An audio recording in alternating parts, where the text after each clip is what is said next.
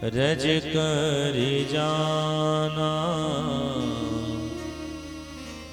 मित्र के दुख रज मेरु समाना। असली मित्रता कहते किसको? आपके मित्र के जीवन में दुख की राई, राई का मतलब होता है सरसों, सरसों के भी बराबर अगर दुख हो, एक मित्र का यह धर्म है कि उसको बड़े से पहाड़ की तरह मान करके उसके साथ खड़ा हो जाए। लेकिन आजकल की मित्रता कैसी है? बोले आजकल की मित्रता तो केवल धन से ही रह गई है। एक बात ध्यान से सुनिए जाओ, बड़ा आदमी वो नहीं है जो कहीं जाए और अपने आप को बताने की मजबूर लोगों को कर दे कि हम बहुत बड़े आदमी हैं। असली बड़ा आदमी वो है कि छोटों के भी घर जब जावे तो छोटों को न पता चले कि यह बड़ा आदमी है। असली बड़ा आदमी वह है कि अपने से छोटे स्तर के भी व्यक्ति के घर जावे तो उसको महसूस न होने दे कि मैं बड़ा आदमी हूं। और मित्रता का भी यही लक्षण है। वसुदेव जी के जब घर श्रीमान नंद जी महाराज पधारे हैं तो वसुदेव जी ने नंद बाबा को देखते ही थोड़ी अश्रुपात होने लगी, क्योंकि जिनके जीवन में दुख हो, और एक बाप के जीवन में दुख क्या होता है, जिस पिता के सामने उसके बच्चों का हत्या हो जाए, अब उस बाप के जीवन में कितना दुख होगा उस बाप से ही पूछना। वसुदेव जी के सामने इनके 6 पुत्रों का वध हो चुका है, इसलिए वसुदेव जी महाराज बड़े ही दुखी हैं। नंदराय जी महाराज गए हैं और जाकर के नंदराय जी महाराज वसुदेव जी को अपने गले से लगा लिया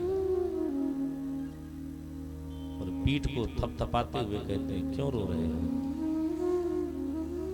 होति देव की पुत्रा कंसी न बहवो हता। अरे कंस ने तेरे बच्चों को मार दिया तो क्या होगा, इसमें रोने की क्या बात है? अरे तेरे बच्चे मर गए तो क्या हुआ, मेरे घर एक बेटा है और तेरा मित्र होने के कारण, तेरा भाई होने के कारण मैं ये तुमको विश्वस्त दिलाता हूं कि आज के बाद वह बेटा तेरा ही बेटा है। तुझे जब चाहिए तब मेरे बेटे को अपने घर बुला ले, पर तुम रो ना, तुम हंसो। ये होती है मित्रता। एक बार बात है ना, एक मित्र के घर में आग लग गई तो आज के समाज में जो लोग पूछते हैं उसके घर में आग लगी तो एक गया तो बोला क्या क्या जला है, उसने कहा सोना चांदी छोड़ के बाकी सब जल गया। एक उसका सच्चा मित्र गया जो बड़ा गरीब था, उस मित्र ने कहा क्या जला है, तो जिसके घर आग लगी थी ना उसने कहा मुझे छोड़ करके बाकी सब कुछ जल गया है। तो उस मित्र ने कहा पगले तब जला ही क्या है, जब तू बच गया तो जला ही क्या है। आजकल तो हम बस मित्रता का हम मतलब जानते ही नहीं, इसलिए हमारे आजकल तो अभी 14 फरवरी जिस दिन आएगी तो मित्रता ही वाली वो फूल दी जाएगी। लेकिन एक आग हम आप सबसे प्रार्थना कर लेते हैं, परसों है 14 जनवरी, है ना? यही तो है। का कहते हम नहीं कुछ कहेंगे उसको, हम नहीं बोलते हैं। इंग्लिश हमारी गड़बड़ है, कुछ गलत शब्द हो जाए, लाइव चल रहा है गलत हो जाएगा। इंग्लिश के हम बहुत कमजोर छात्र हैं, बहुत मार खाते थे तब वो ABCD याद नहीं कर पाते थे। संस्कृत में तेज थे इसीलिए पंडित हो गए। 14 जनवरी जो आ रही है, मेरी आप सबसे प्रार्थना है किसी माली के घर जाकर के गुलाब अगर खरीदें तो अपने प्रिया प्रियतम को मत दें, क्योंकि 14 जनवरी को मातृपितृ दिवस है। पितृ दिवस को ही हम लोग वैलेंटाइन डे के नाम से मानते हैं। अपने पिता की आप उस दिन पूजा करें। जो गुलाब का फूल आप दे रहे हो ना अपने पिता को दो। 14 फरवरी अपने पिता को गुलाब का पुष्प दो। पार्क में जाकर के चाउमीन बर्गर खाने की जरूरत नहीं है, पिता के चरणों में बैठ करके उनकी पूजा करो, उनको आरती दिखाने की जरूरत है। हाथ में हाथ लगा करके इधर उधर सड़क चौराहे पर लफंगों की तरह घूमने की जरूरत नहीं है। अपने माता पिता के चरणों में माथा झुकाने की इस दिन जरूरत है, और ये आपको हमको शुरुआत करना पड़ेगा। एक बात बताओ, आशिकी इतनी सच्ची हो गई, इतनी हल्की हो गई है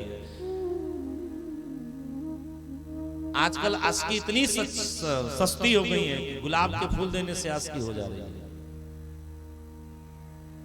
एक बात कहूं, अगर गुलाब के फूल देने से कोई आशिक होता ना, तो मालिक पूरे शहर का आशिक हो जाता है। जो मालिक फूल देता है, फूल तो वही सबको बांटता है। इसलिए मेरी एक प्रार्थना आप सबसे, 14 फरवरी जो आ रही है, उस दिन अपने माता पिता को प्रणाम करो। टाइम माँ बाप के चरणों में झुकाओ, उतना जितना हो सके उस दिन सर वहां झुकाओ, टाइम वहां काटो, क्योंकि सच्ची सेवा तो वही है प्यार। वसुदेव जी से नंद जी ने कहा, तुम्हें चिंता की कोई विषय नहीं है भैया, तेरा ये भाई अभी है, और तेरे भाई के घर भी एक बेटा हुआ है, जो मेरा बेटा है वो तेरा बेटा है। वसुदेव जी हंसने लगे, बोले सच्ची मित्रता का आज तूने प्रदर्शन किया है।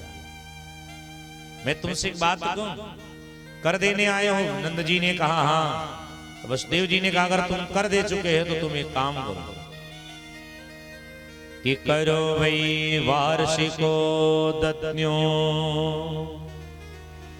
राज्ञे दृष्टा वयं च वः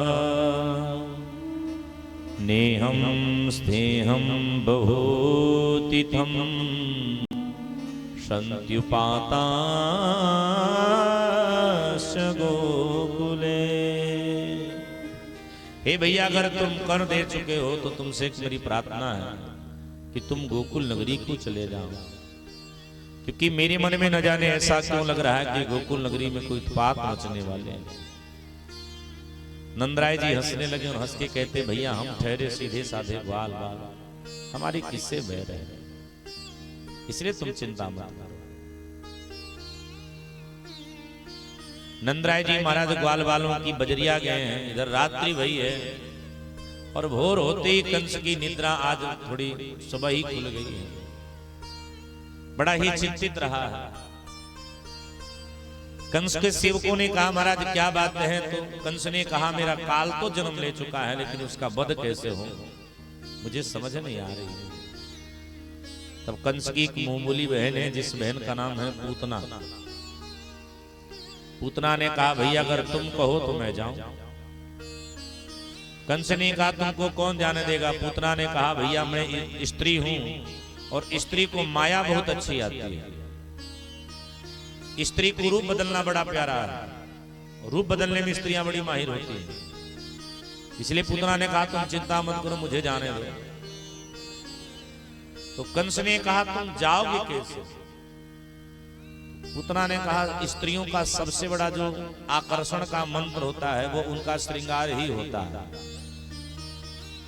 जो स्त्री जितनी सुंदर श्रृंगार करती है वो उतना ही जल्दी लोगों को अपने प्रति आकर्षित कर लेती है। इसलिए मैं श्रृंगार करके जाऊंगा। तो पूतना बड़ा ही दिव्य श्रृंगार करने गई है। ये पूतना है कौन? श्रीमान सुखदेव जी महाराज कहते हैं, कंसेन प्रहिता भोरा पूतना बालघातिनी शिशुश्चरार निघ्रन्ति पुरग्राम ब्रजादिषु।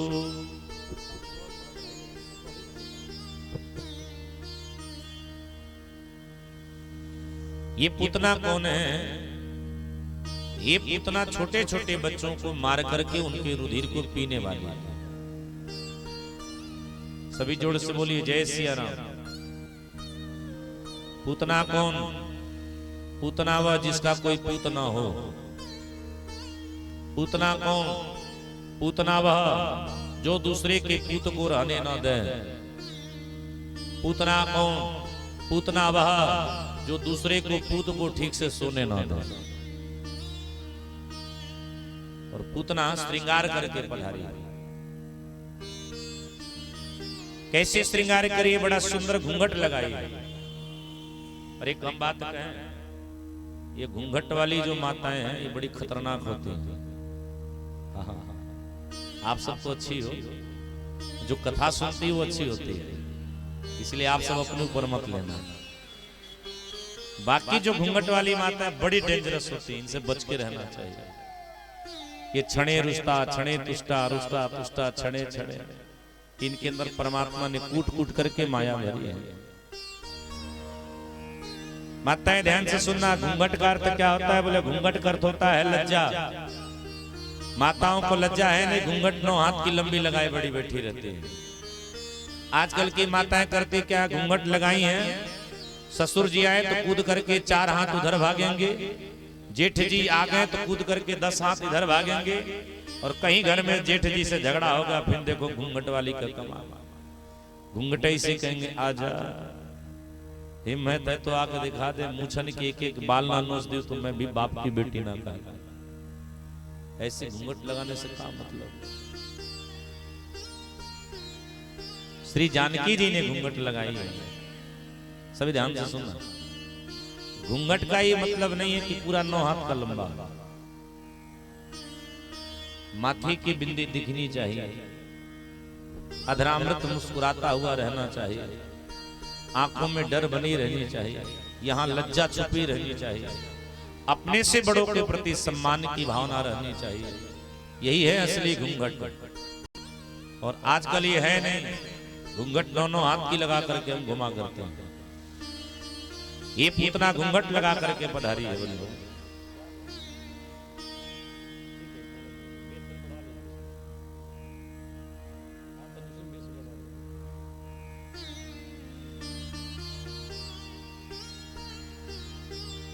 ये जैसे पूतना पधारी है तो पूतना किस दिन आ रही है?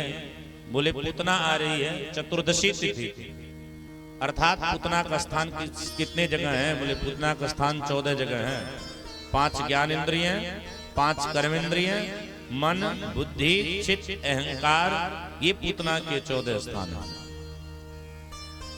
स्त्रियों में एक और अवगुण है। माताओं का सबसे बड़ा अवगुण क्या है कि माताएं एक स्त्री की सुंदरता को देख करके कभी सहन कर नहीं सकती। आपके सामने अगर किसी दूसरी स्त्री की बड़ाई हो तो माताएं जल भून जाती हैं, लेकिन आज जब पूतना पधारी है तो सारी क्रियाएं उल्टा हो गई। ब्रज की जितनी स्त्रियां हैं, ये ब्रज की संपूर्ण स्त्रियां आज पूतना की बड़ाई लगी हैं करने। अरे बहन देखो कितनी सुंदर आ रही है, और सब पूतना से परिचय करना चाहते हैं। बर स्त्रियं तत प्रभयां च धर्ष्णुते निरीक्ष्यमाणे जननीं हृतिष्ठताम्। क्या देखा कि एक स्त्रियों का झुंड जा रहा था तो पूतना उसी झुंड में सम्मिलित हो गए, और सम्मिलित होकर के पूतना उन स्त्रियों के साथ गीत गाते गाते जाने लगे। गाते गाते कहां पहुंच गई? बोले यशोदा जी के भवन में पहुंच गई। तो पूतना को पता चला कि इनके घर अभी लाला 7 ही दिन के भय हैं। तो पूतना मन में सोची चलो यहीं से हम शुरुआत करते हैं अपनी लीला की। ते पूतना अपने स्तन में जहर लगा करके आई है। यशोदा जी के पास पधारी। यशोदा जी से पूतना कहती है कि बहन राम राम। यशोदा जी ने कहा राम राम। यशोदा जी ने कहा बहन मैं तो को पहचान नहीं पाई, तू कहीं दूर की लगती है। पूतना ने कहा बहन मैं बगल गांव की ब्राह्मण की बिटिया हूं, और मैंने ऐसा सुना है कि आपके घर बेटा भय है, सो मैं आपके बेटे को आशीर्वाद देने के लिए आया। यशोदा जी ने कहा बहन आप जैसे ब्राह्मणों की ही तो कृपा से हमारे घर भी मंगल बधावा बजी है, इसलिए खूब दिल से आशीर्वाद दो। यशोदा जी से पूतना ने कहा कि आपके लाला कहाँ हैं? मैया ने कहा वो पालने में उनको मैं लिटा करके आई हूं, जाओ आशीर्वाद दे करके आओ। भगवान पालने में चुपचाप पड़े थे, और जैसी पूतना गई है और अपने घूंघट को जैसे उठाती है, भगवान श्याम सुंदर ने अपने नेत्र को तुरंत बंद कर दिया। सुखदेव जी महाराज कहते हैं कि गुरुदेव भगवान अपने नेत्र को क्यों बंद करते हैं? सुखदेव जी ने कहा भगवान के नेत्र बंद करने के कई कारण हैं और हमारे धर्म शास्त्रों ने 24 कारण बताए। 2-4 कारण को हम सभी श्रवण करते हैं। भगवान नेत्र क्यों बंद करते हैं? भगवान के नेत्र बंद करने के सबसे पहला जो कारण है कि भगवान के दाईं और बाईं आंख में किसका वास होता है? भगवान के दाईं और बाईं आंख में ज्ञान और वैराग्य का वास होता है। भगवान नेत्र इसलिए बंद कर लिए कि कहीं पूतना से अगर हमारी नैन लड़ गई, कब तक कहीं पूतना को ज्ञान और वैराग्य न हो जाए। तो हम जो लीला करना चाह रहे हैं उस लीला को हम नहीं कर पाएंगे। भगवान नेत्र क्यों बंद करते हैं? भगवान नेत्र इसलिए बंद किए कि भगवान नेत्र बंद करके पूतना के अनेक जन्मों की कथा को स्मरण करें कि पूतना कौन है। तो देखिए पूतना के जन्म की कई कथाएं हैं। पहली तो कथा यह है कि पूतना पूर्व जन्म में राजा बलि की बिटियां हैं। जिस समय बलि के द्वार जब श्री बामन भगवान गए थे भिक्षाटन हेतु, तो राजा बलि की बिटियां, जिस बिटिया का नाम है रत्नमाला, इसने श्री बामन भगवान को जब देखा तो बामन भगवान को देख करके मन में सोचती है अगर ऐसा मेरा पुत्र होता तो मैं भी अपने पुत्र को दुग्ध पिलाती। लेकिन जैसे बामन भगवान विराट भगवान बन करके बलि का सारा धन हरण कर लिए, तब ये रत्नमाला मन में विचार करती है अगर मेरा ऐसा बेटा होता तो मैं दूध नहीं में विष पिला देती। भगवान कहते हैं तथास्तु, चिंता मत करो, दोनों इच्छा तेरी पूरी होगी। और पूतना जन्म की दूसरी कथा मिलती है। आनंद रामायण में कथा आती है कि जो सीता जी को जो ताना मारा है, जो धोबी त्रेता युग का बहुत द्वापर का धोबी बना है, जिसे भगवान मथुरा में जिसका वध करते हैं, और जो त्रेता युग की मंथरा है वही पूतना बन करके पधारी है, जिसका भगवान पटक करके पीटते हैं। और तीसरी जो कथा है वो आदि पुरुष के अनुसार कथा आती है कि शास्त्रों में कहा गया है कि एक ऋषि हैं जिनका नाम है श्रीमान काल भीरू जी महाराज। उस ऋषि की एक बिटिया है जिसका नाम है काक्षीमान। काक्षीमान का विवाह हुआ। उसके पति बड़े ही सुंदर ऋषि हैं जो तप करने वाले हैं। लेकिन एक दिना की बात है कि महर्षि कहीं चले गए थे तो काक्षीवान का संबंध किसी पर पुरुष से हो गया। जब ऋषि को पता चली तो ऋषि ने तुरंत काक्षीवान को श्राप दे दिया और उन्होंने कहा सुनो, तुमने बहुत बड़ी पाप की। जो स्त्री अपने पति के पीठ के पीछे अन्य पुरुषों के साथ आनंदित पल को बिताती हैं, ऐसी स्त्री राक्षसी हो जाती है। इसलिए हम तुमको श्राप देते हैं कि तुम राक्षस बन जाओ। काक्षीवान ने बड़ी ही ऋषि की आराधना करी है। तब ऋषि ने कहा तुमको राक्षसी तो होना पड़ेगा, लेकिन जब द्वापर होगा और भगवान श्री कृष्ण जब तेरा दुग्ध पान करने को उत्तरित होंगे और दुग्ध पीते ही भगवान श्री कृष्ण तेरा परम गति को स्वीकार कराएंगे। भगवान नेत्र बंद करके पूतना के इन जन्मों की कथा को श्रवण कर रहे हैं कि किस किस जन्म के श्राप को पाकर के आज यह पूतना बनी है। तीसरा भाव क्या है? बोले तीसरा भाव है कि भगवान श्री कृष्ण नेत्र बंद करके भगवान भोले बाबा का स्मरण कर रहे हैं कि बाबा आप पधारिए, क्योंकि आप विष पीने के लिए हो, हम दूध पीने के लिए हैं, तो आप आइए जहर पी जाइए, बाकी हम दूध पी करके काम तमाम कर देंगे।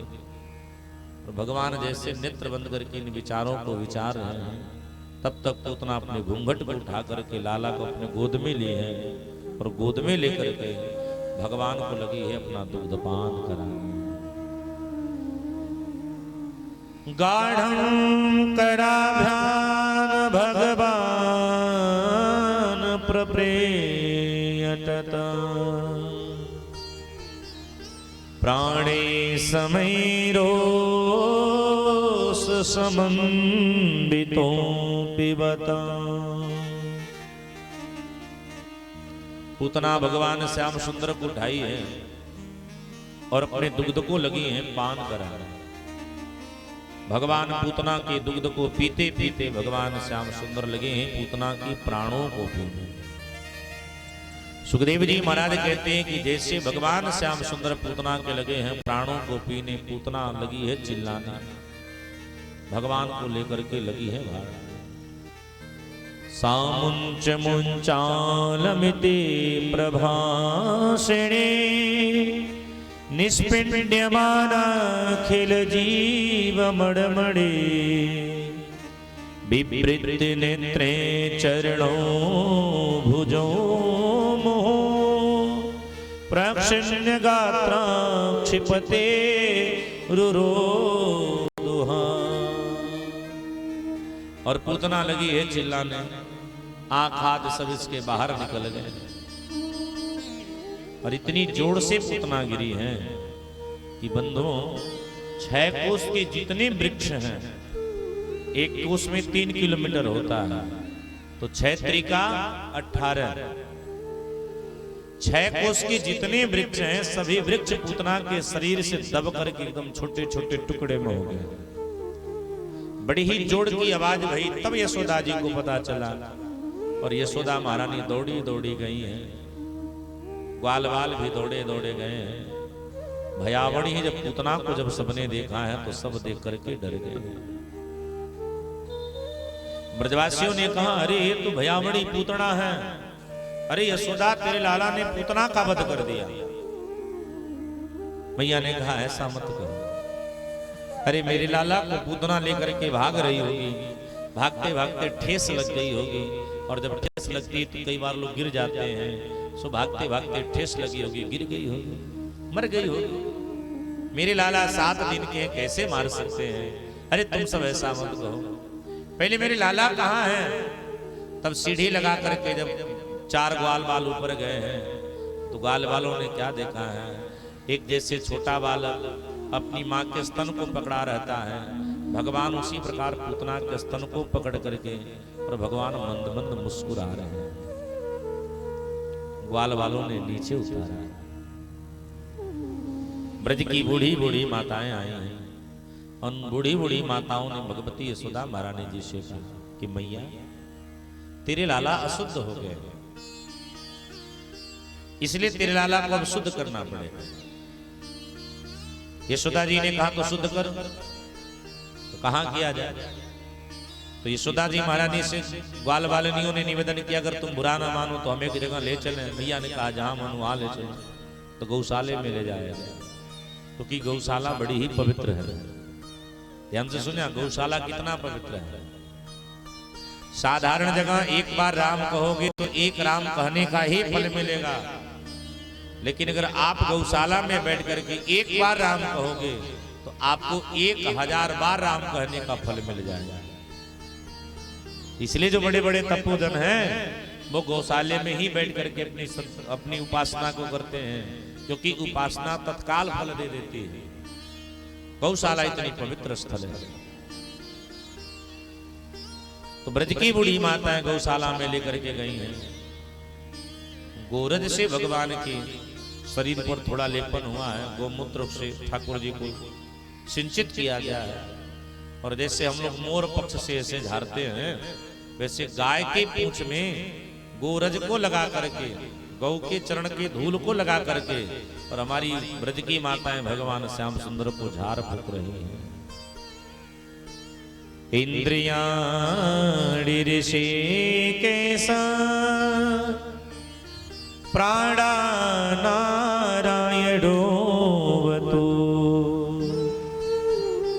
श्वेतदीपपतिष्ठितं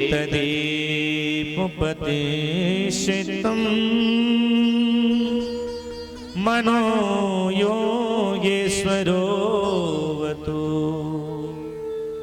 ब्रज की माताएं कहती हैं कि मेरे लाला के इंद्रियों की रक्षा कौन करे? मेरे लाला के इंद्रियों की रक्षा भगवान ऋषिकेश करें। भगवान नारायण मेरे लाला की प्राण की रक्षा करें।